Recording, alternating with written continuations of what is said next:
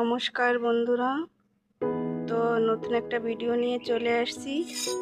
তো আজকে আমি নিয়েছি এই যে 1 কিলো বাগানাস।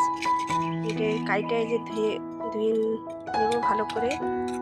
তো এটা সিদ্ধ করতে হবে, তার জন্য চলেন এই যে জল গরম বসায় দিছি।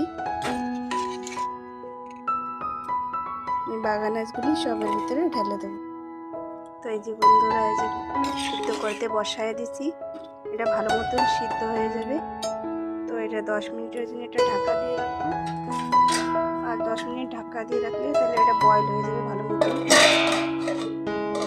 এটা এদিকে সিদ্ধ হয়ে যেতে হবে। তো আমরা একটা মশলা এদিকে নিয়েছি। এই যে একটা টমাটার, ছোট ছোট দুটো তিনটা পেঁয়াজ, বড় 2 টুকরা আদা, আর এই যে একটা গোটা রসুন ছিলে নিয়েছি। তার জন্য আমাকে গরম মশলা লাগবে, ইলাইচি,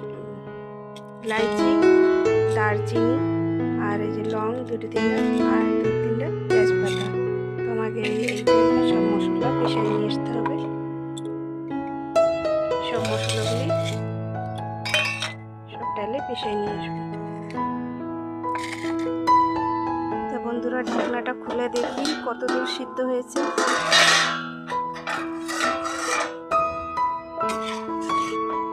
যে বয়েল হয়ে গেছে, এবার নিচে নামাই নেব। বন্ধুরা, এই যে তুলে নিছি, দেখতেই পাচ্ছেন জলটা পুরো ছেঁকে নিচ্ছি। আর এর ভিতরে আমি 3টা আলু ভিজিয়ে দিয়েছিলাম। আলু পিস করে এটাও বয়েল করে নিচ্ছি সাথে। এদিকে কড়াই বসায় দিয়েছি, এবার তেল ঢেলে দেবো। কড়াই গরম হয়ে গেছে বন্ধুরা, একটু বেশি তেল লাগবে কিন্তু এটাকে ফ্রাই করবো। তেল গরম হয়ে গেছে বন্ধুরা, এবার দিয়ে দেবো। এটাকে ভালো মতন ভেজে নেব।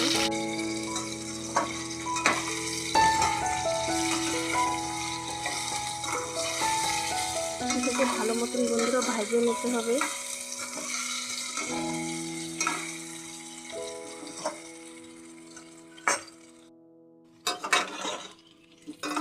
বন্ধুরা, এরকম লাল লাল করে ভেজে নিতে হবে। তো আমরা এখন এগুলো তুলে নেব। দেখতেই পাচ্ছেন কালারটা কি সুন্দর ব্রাউন কালার আসছে। তো এরকম করে সব কটা ভেজে নেব। দেখেন বন্ধুরা, এই যে ফ্রাই করে নিছি ভালো করে। তো এদিকে কড়াইতেই বসাই দেবো, একটু তেল ঢেলে দেবো। এটাই তেলটা গরম হয়ে যাবে, দিয়ে দেবো তেজপাতা 3টা, দিয়ে দেবো জিরা,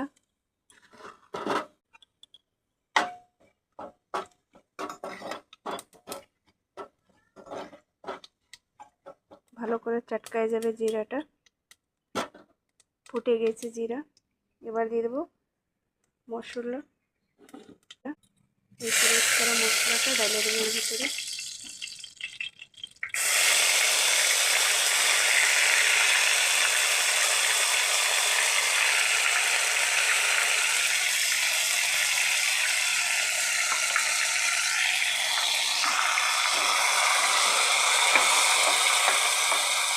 মশলাটা ভালো মতন ফ্রাই করে নেব।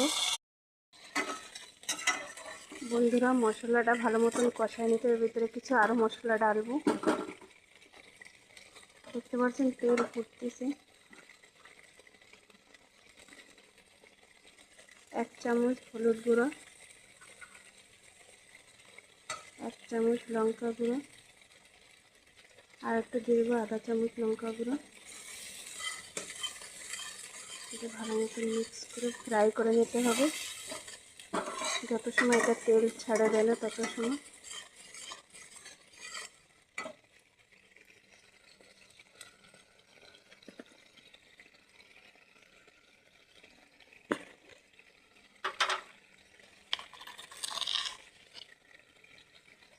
এক চামচ লবণ,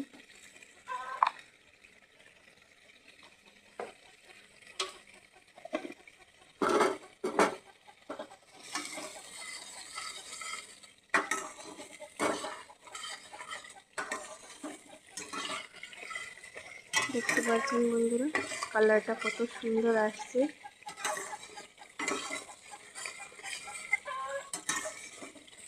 মশলাটাকে ভালো মতন ভেজে নিতে হবে।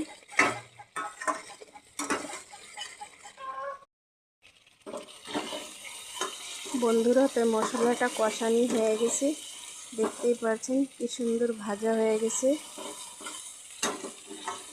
তেল भी ছেড়ে দিছি। তোমাকে এই ভাজাটা চূড়ানগুলো ঢেলে দিতে হবে এর ভিতরে।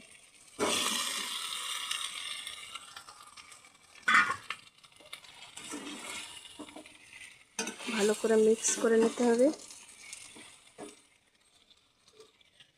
একটু চিপকায় যদি যাচ্ছে তো আমি একটু জল দিয়ে দেবো অল্প একটু, নিচে তলাতে লাগে যাচ্ছে তার জন্য একটু জল দিয়ে দিচ্ছি, তাহলে মশলাটা কষাইতে ভালো হবে।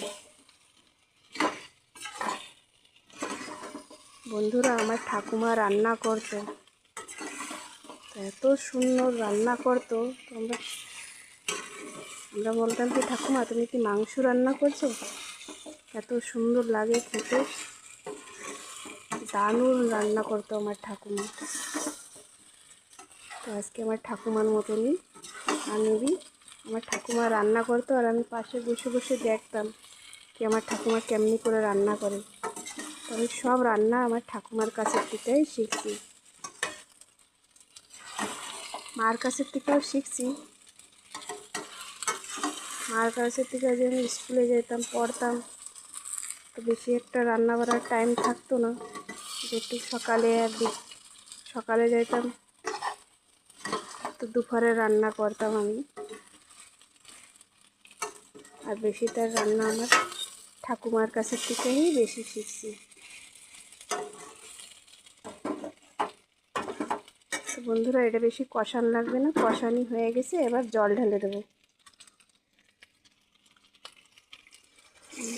জল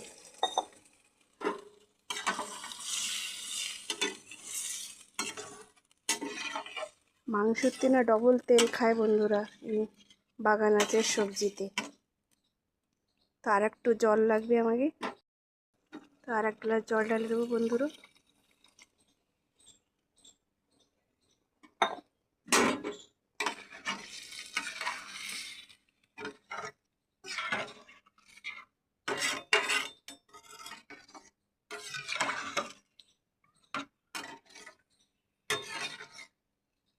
কালারটা দেখেন বন্ধুরা, কত সুন্দর কালার আসছে।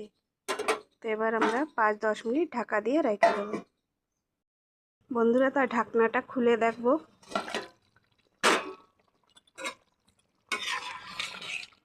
দেখেন সবজি হয়ে গেছে, কত সুন্দর কালার আসছে, একদম লাগে কি মাংস রান্না করতে, খাইতে জবরদস্ত টেস্টি হয় বন্ধুরা। তারপরে দিয়ে দেবো গরম মশলা,